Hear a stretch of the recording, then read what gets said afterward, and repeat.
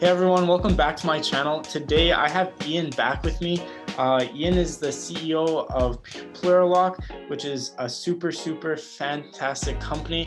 And we're going to talk about the kind of technology that they have and how it's being used in the real world right now.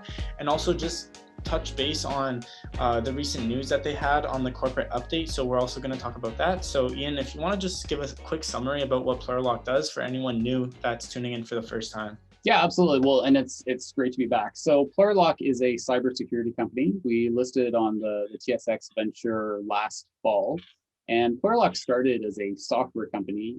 We build and market AI cybersecurity software that allows us to identify people based on their behavior. So the way that you type on a keyboard and move a mouse can identify you as a person. And so we've packaged that AI capabilities into two products. We have Plurilock Adapt, which is an initial authentication product or an MFA product. And then Plurilock Defend, which is a continuous authentication product. The way that I typically describe them is that think about the lock on your house. So most people have a front door. Most people have a good solid deadbolt on that front door. Plurilock Adapt is that deadbolt on your front door. It's the thing that's going to protect you when you first gain access to a system. Plurilock Defend is like having a motion sensor in your house that's continuously monitoring to see if there's any intruders. And so it's continuously protecting and making sure that, look, even if you get in somehow, maybe you kick down the door, or maybe you break a window or whatever, maybe you get let in by somebody accidentally, Plurilock Defend is going to identify that there's an intruder inside your house, or in our case, inside a computer system. Yeah, and it's even smarter technology than that, because it almost like it's tracking how you work. So it's like if I got into someone else's house, it's seeing how I walk around in the house. It's seeing my footprints. It's seeing all my just emotions and like how I'm moving, how I'm grabbing stuff in the house. And then that's a good representation of kind of how technology works. Yeah. Yeah, absolutely. Do you want to touch on the Aurora acquisition and how that has all gone, and just touch on the numbers that you guys released in the update? Yeah, absolutely. So just to remind everybody, our strategy, the reason why we went public to begin with, is that we saw there was an opportunity to grow the company, both organically, but as well as inorganically. And so by being public, it was easier for us to facilitate acquisitions. So we completed our first acquisition. It was a company called Aurora. They're based just outside of LA.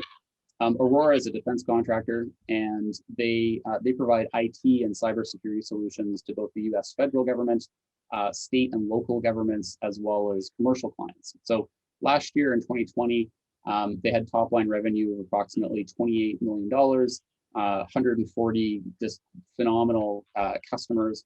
And so we thought that that was a really great opportunity for us to acquire distribution and an ability to accelerate our sales by acquiring an existing company. The comparison is, you can build your sales force, and certainly lots of companies do that, and or you can acquire distribution. And so we felt that because cybersecurity is so fragmented, we really wanted to focus on growth through acquisition. So we completed that transaction April 1st. So it's really only been a couple of months. Since we have completed that acquisition, we've announced I think approximately over $3 million US of orders that have resulted as a result of acquiring Aurora. And we're really excited about both how it's going so far, but as well as the future prospects that it represents. Our strategy, just to be clear, is that we're now running effectively two divisions. We have a solutions division, which is Aurora, and they're going to continue doing what they're doing. They're selling products and services to their customers. They're winning deals on the basis of great service and great pricing. And the technology division is where the core Plurilock intellectual property resides. And so the strategy is to take the software products that we have and make them available through the Aurora channel that we've just acquired. And how do you plan on doing that and marketing it to those clients? And how has it been going so far? Because I'm sure that you've already kind of talked with some, and how have the talks gone? Has there been any feedback on that? Yeah, so it's a good question. I mean, a typical integration plan would look something like this. We would acquire Aurora. We would probably take 2 to 3 months to train their sales force on the products and capabilities for them to learn how to sell the product. They would take another 3 to 6 months or so to then meet with their customers, their trusted advisors within the customer organizations, present the opportunity to them, say, look, this could help you with X or Y, and then ultimately go through a sale. Potentially there would be a product demonstration or evaluation as well. So that's when we were first going into this, we were expecting kind of a longer integration timeline that sort of would work that way. And I think what we're finding is that we're actually extremely pleased both with the speed at which the Aurora team has been able to get educated on the product itself. They're already setting up meetings, with their customers, and so from our perspective, we're running ahead of schedule or ahead of the planned integration. And so I think the reason for that is the Aurora team are just phenomenal to work with, and so we're extremely pleased that there's been such a great fit between the two cultures. And has the Aurora team said any, like, have they said anything about the actual, like, your guys' product and how, like, what they think about it? Well, I think part of the attraction for the president of Aurora, who's the former owner and is now staying on, is he was very excited about the opportunity of the Plurilock AI capability. We did actually do a podcast together just right after the acquisition where we went into some of those details, and I think that his enthusiasm showed through in that conversation, because he was very excited about having a differentiated product to be able to bring to his customers. Ultimately, he's built a very successful business over the last 25 years, being a trusted advocate to customers. And so he saw that there was real opportunity to bring something that was new and fresh, but that ultimately solved problems for their customers. And so certainly would encourage your listeners to check that out as well. Yeah, sure. And yeah, no, that's really important, because I think when someone else likes the product and they're the ones selling it, they have to like it as well, and they'll do a better job of selling it if they actually like it. Because if it's just like a job in a way and they're marketing it because they have to, when it's something that they actually like believe in and enjoy, they'll do a better job at that. And so that's just why I was asking that. For sure. Yeah. And so what is some news that we could look forward to from hearing from Plurilock? Anything going on behind the scenes that, like, you can give like a little bit of a like sneak peek to, or talk about at all? Well, I think the big thing for investors to look for from Plurilock is both to measure the success of this initial acquisition, and then certainly, we see that M&A is a program. It's not just a one-off, and so we're certainly looking at other targets as well.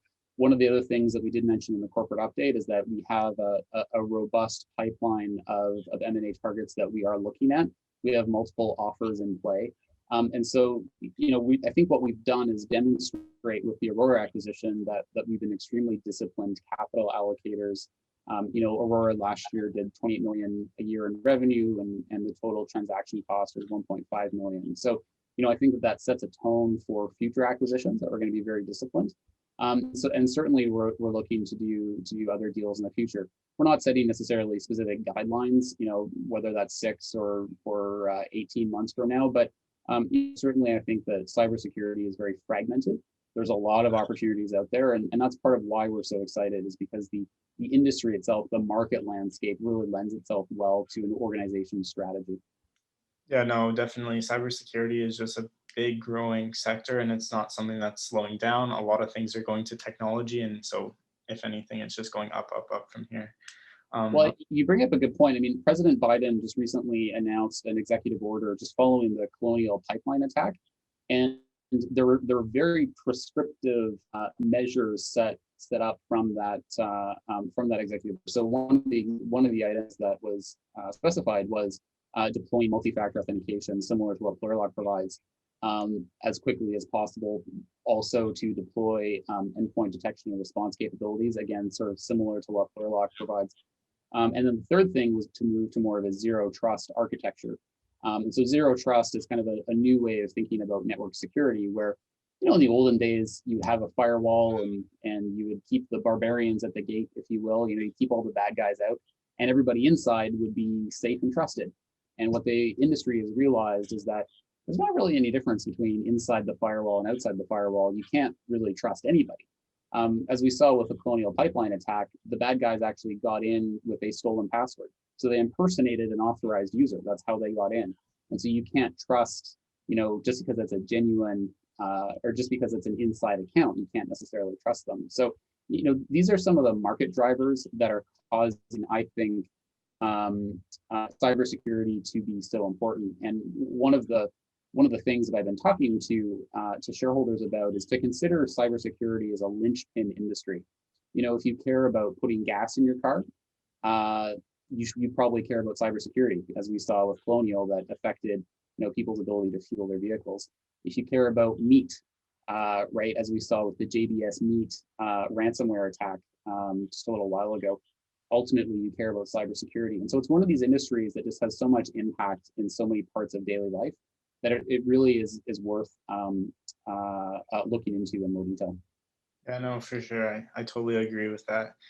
Do you also want to just talk about, for lots of shareholders, when I first started talking about the stock, it was around like 67 cents and now it's down. So like for all the people who are still holding, like what is something that you can say as encouragement to those shareholders out there, or like just like anything on that basis? Well, I think that the time of year, we didn't really have a summer last year, and so it's like we have a 2-year pent up demand for summer, and so I think from what I've heard from people that I consider experts, is that we had a very strong spring where everybody was still at home on their computers, and now the floodgates have opened. Everybody's gone outside with the warm weather. Although granted, in the last week or two, it's been extremely warm weather, particularly on the West Coast. And so I think that what the trends have shown is that the markets just overall, in the small cap in particular, have been weaker than they were in the spring.